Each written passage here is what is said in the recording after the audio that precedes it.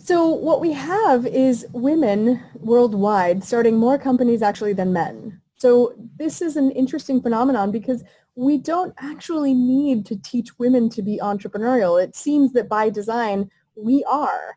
And what we find is that while women are starting more companies than men, the problem is that they're stuck at these small revenue numbers. And so we have lots and lots of women starting companies, but we have very few of them making it to the multi-million insert your currency figure, right? And so in the US, we have very few women-owned businesses getting to the billion-dollar mark, for example, and there is this valley between those small single-owner entrepreneurs, family-owned businesses, and the large enterprises.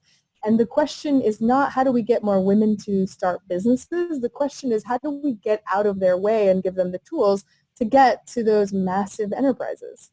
One of them is that you say that most startup entrepreneurs don't like telling anybody their ideas. And you suggest that one of the shortcuts is to tell everyone your idea. Can you just speak to that? Yeah, I've always believed that to be true, but I will say ever since I became a full-time investor, I really learned this, right? And that is that the same idea gets pitched to me, for example, dozens of times often. And what I find is that the idea isn't what's valuable. The idea isn't what we should hold precious. The difference between the companies that actually thrive and the ones that fail is purely execution. So you lose nothing by sharing your idea, and what you gain is you gain people getting behind you, you get partnerships, you gain wisdom from other people that you're collaborating with. There is so much to gain by being open and transparent and sharing with the whole world what your idea is, and there is so little to gain by keeping it to yourself.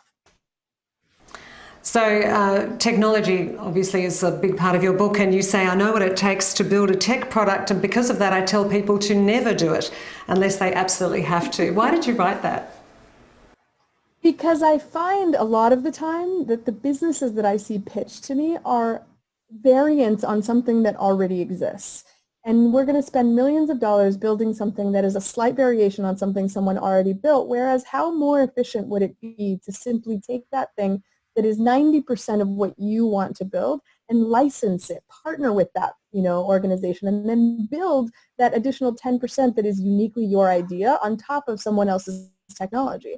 I think that that level of collaboration is more efficient. It's also a cheaper way to start a business. And I also think that the complex problems that we're dealing with, like climate change, like food technology, and so many of the things that we now have to prioritize as business owners and just as citizens of the world, they require, again, these shortcuts. So please, if someone's already built what you have in mind, license it from them, partner with them, and get to where you want to get faster.